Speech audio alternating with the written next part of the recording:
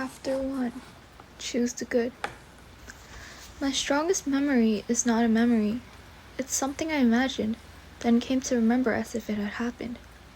The memory was formed when I was 5, just before I turned 6, from a story of my father, told in such detail that I and my brothers and sister each conjured our own cinematic version, with gunfire and shouts. Mine had crickets. That's the sound I hear as my family huddles in the kitchen, lights off, hiding from the feds who surrounded the house. A woman reaches for a glass of water and her silhouette is lighted by the moon. A shot echoes like the lash of a whip and she falls. In my memory, it's always mother who falls, and she has a baby in her arms. The baby doesn't make sense. I'm the youngest of my mother's 7 children, but like I said, none of this happened. A year after my father told us that story, we gathered one evening to hear him read aloud about Isaiah, a prophecy about Emmanuel. He sat on our mustard-colored sofa, a large Bible open in his lap. Mother was next to him. The rest of us were strewn across the shaggy brown carpet. Butter and honey shall he eat, Dad droned, low and monotone, weary from a long day hauling scrap, that he may know to refuse the evil and choose the good. There was a heavy pause. We sat quietly. My father was not a tall man, but he was able to command a room. He had a presence about him, the solemnity of an oracle. His hands were thick and leathery, the hands of a man who had been hard at work all his life, and they grasped the Bible firmly. He read the passage aloud a second time, then a third, then a fourth. With each repetition, the pitch of his voice climbed higher. His eyes, which moments before had been swollen with fatigue, were now wide and alert. There was a divine doctrine here, he said. He would inquire of the Lord. The next morning, Dad purged our fridge of milk, yogurt, and cheese, and that evening when he came home, his truck was loaded with 50 gallons of honey. Isaiah doesn't say which is evil, butter or honey, Dad said, grinning as my brothers lugged the white tubs into the basement. But if you ask, the Lord will tell you. When Dad read the verse to his mother, she laughed in his face. I got some pennies in my purse, she said. You better take them. They'll be all the sense you got. Grandma had a thin, angular face and an endless store of fox Indian jewelry, all silver and turquoise, which hung in lumps from her spindly neck and fingers. Because she lived down the hill from us, near the highway, we called her Grandma Down the Hill. This was to distinguish her from our mother's mother, who we called Grandma over in town, because she lived 50 miles south, in the only town in the county, which had a single stoplight and a grocery store. Dad and his mother got along like 2 cats with their tails tied together. They could talk for a week and not agree about anything, but they were tethered by their devotion to the mountain. My father's family had been living at the base of Buck's Peak for half a century. Grandma's daughters had married and moved away, but my father stayed, building a shabby yellow house, which he would never quite finish, just up the hill from his mother's, at the base of the mountain, and plunking a junkyard, one of several, next to her manicured lawn. They argued daily about the mess from the junkyard, but more often about us kids. Grandma thought we should be in school and not, as she put it, roaming this mountain like savages. Dad said public school was a ploy by the government to lead children away from God. I may as well surrender my kids to the devil himself, he said, as send them down the road to that school. God told Dad to share the revelation with the people who lived and farmed in the shadow of Buck's Peak. On Sundays, nearly everyone gathered at the church, a hickory-colored chapel just off the hallway with the small, restrained steeple common to Mormon churches. Dad cornered fathers as they left their pews. He started with his cousin Jim, who listened good-naturedly while Dad waved his Bible and explained the sinfulness of milk. Jim grinned, then clapped Dad on the shoulder and said no righteous God would deprive man of homemade strawberry ice cream on a hot summer afternoon. Jim's wife tugged on his arm.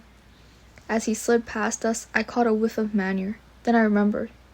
The big dairy farm a mile north of Buck's Peak, that was Jim's. After Dad took up preaching against milk, Grandma jammed her fridge full of it. She and Grandpa only drank skim, but soon enough it was all there, 2% whole, even chocolate. She seemed to believe this was an important line to hold. Every morning, my family sat around a large table of reworked red oak and ate either 7-grain cereal with honey and molasses or 7-grain pancake, also with honey and molasses. Because there were 9 of us, the pancakes were never cooked all the way through. I didn't mind the cereal if I could soak it in milk, letting the cream gather up the crisp and seep into the pellets. But since the revelation we've been having it with water, it was like eating a bowl of mud. It wasn't long before I began to think of all the milk spoiling in Grandma's fridge. Then I got into the habit of skipping breakfast each morning and going straight to the barn. I'll slope the pigs and fill the throw for the cows and horses. Then I'd hop over the coral fence, loop around the barn, step through Grandma's side door. On one such morning, as I sat at the counter watching Grandma pour a bowl of cornflakes, she said, "How would you like to go to school?" "I wouldn't like it," I said. "How do you know?" she barked. "You ain't never tried it." She poured the milk and handed me the bowl. Then she perched at the bar directly across from me and watching me as I shoveled spoonfuls into my mouth. "We're leaving tomorrow for Arizona," she told me. But I already knew. She and Grandpa always went to Arizona before the weather began to turn.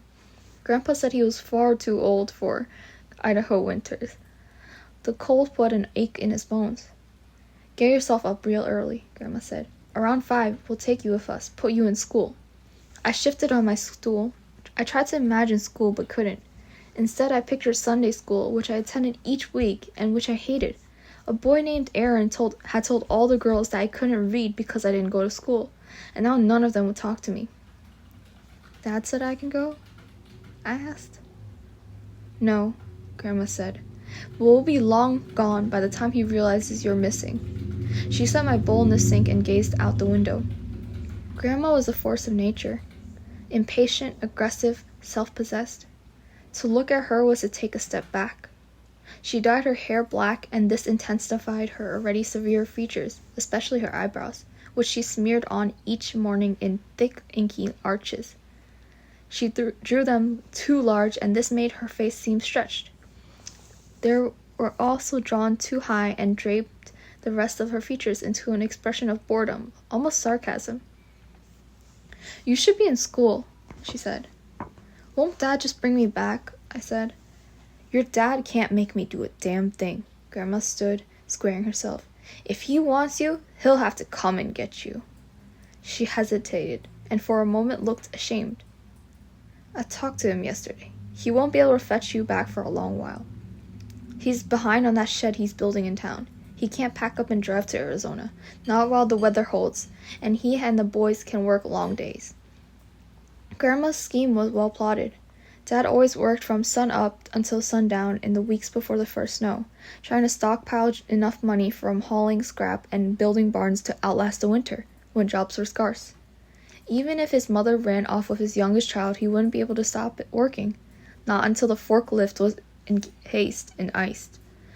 "I'll need to feed the animals before I go," I said. "He'll notice I'm gone for sure if the cows break through the fence looking for water." I didn't sleep that night.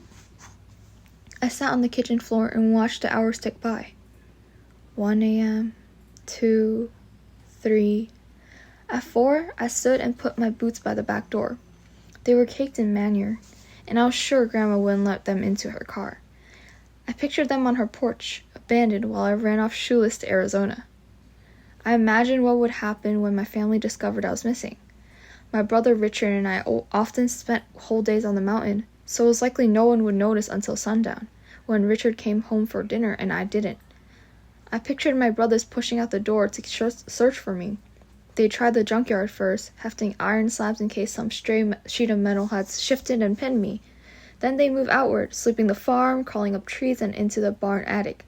Finally, they turned to the mountain.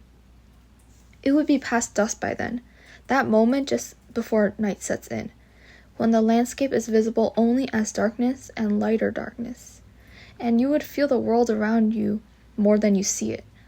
I imagined my brother spreading over the mountain, searching the black forest. No one would talk. Everyone's thoughts would be the same. Things could go horribly wrong in the mountain. Cliffs appeared suddenly. Feral horses belonging to my grandfather ran wild over thick banks of water hemlock, and there were more than a few rattlesnakes. We've done this search before when a calf went missing from the farm. In the valley, you'd find an injured animal. On the mountain, a dead one. I imagined Mother standing by the back door, her eyes sweeping the dark ridge. When my father came home to tell her they hadn't found me, my sister Audrey would suggest that someone ask Grandma, and Mother would say Grandma had left that morning for Arizona. Those words would hang in the air for a moment. Then everyone would know where I'd gone. I imagined my father's face, his dark eyes shrinking, his mouth clamping into a frown as he turned to my mother. You think she chose to go? Low and sorrowful, his voice echoed. Then it was drowned out by sounds from another conjured remembrance. Crickets, then gunfire, then silence. The event was a famous one. I would later learn, like Wounded Knee or Wacko. But when my father first told us the story, it felt like no one in the world knew except us. It began near the end of canning season, which other kids probably called summer. My father always spent the warm months bottling fruits for storage, which Dad said we'd need in the days of abomination. One evening, Dad was uneasy when he came in from the junkyard. He paced the kitchen during dinner, hardly touching a bite. We had to get everything in order, he said. There was little time. We spent the next day boiling and skinning peaches. By sundown, we filled dozens of mason jars, which were set out in perfect rows, still warm from the pressure cooker. Dad surveyed our work, counting the jars and muttering to himself. Then he turned to Mother and said, "It's not enough." That night, Dad called a family meeting, and we gathered around the kitchen table, because it was wide and long, and could seat all of us. We had a right to know what we were up against, he said. He was standing at the head of the table, the rest of us perched on benches, studying the thick planks of red oak. "There's a family not far from here," Dad said. "They're freedom fighters. They wouldn't let the government brainwash their kids in them public schools, so the feds came after them." Dad exhaled, long and slow. The feds surrounded the family's cabin, kept them locked in there for weeks, and when a hungry child, a little boy, snuck out to go hunting, the feds shot him dead. I scanned my brothers. I'd never seen fear on Luke's face before. "They're still in the cabin," Dad said. "They keep the lights off, and they crawl on the floor, away from the doors and windows. I don't know how much food they got. Might be they'll starve before the feds give up." No one spoke. Eventually, Luke, who was 12, asked if we could help. "No," Dad said. "Nobody can. They're trapped in their own home, but they got their guns. You can bet that's why the feds ain't charged in." He paused to sit, folding himself onto the low bench in slow, stiff moments. He looked old to my eyes, worn out. "We can't help them, but we can help ourselves. When the feds come to Buck's Peak, we'll be ready." That night, Dad dragged a pile of old army bags up from the basement. He said they were our head for the hills bags. We spent the night packing them with supplies, herbal medicines, water purifiers, flint, and steel. Dad had bought several boxes of military MREs, meals ready to eat, and we put as many as we could fit into our bags, imagining the moment when, having fled the house and hiding ourselves in the wild plum trees near the creek, we'd eat them. Some of my brothers stowed guns in their packs, but I only had a small knife, and even so, my pack was as big as me by the time we'd finished. I asked Luke to hoist it onto a shelf in my closet, but Dad told me to keep it low where I could fetch it quick, so I slept with it in my bed. I practiced slipping the bag onto my back and running with it. I didn't want to be left behind. I imagined our escape, a midnight flight to the safety of the princess. The mountain, I understood, was our ally. To those who knew her, she could be kind, but to intruders, she was pure treachery, and this would give us an advantage. Then again, if we were going to take cover on the mountain where the feds came, I didn't understand why we were canning all those peaches. We could just haul 1,000 heavy mason jars up on the peak. Or did we need the peaches so we could bunker down in the house like the Weavers and fight it out? Fighting it out seemed likely, since especially a few days later when Dad came home with more than a dozen military surface rifles, mostly SKSs, their thin silver bayonets folded neatly underneath their barrels. The guns arrived in narrow tin boxes and were packed in cosmoline, a brownish substance the consistency of lard that had to be stripped away. After they'd been cleaned, my brother Tyler chose one and set it out on a sheet of black plastic, where he folded over the rifle, sealing it with yards of silvery duct tape. Hoisting the bundle onto his shoulders, he carried it down the hill and dropped it next to the red rail car. Then he began to dig.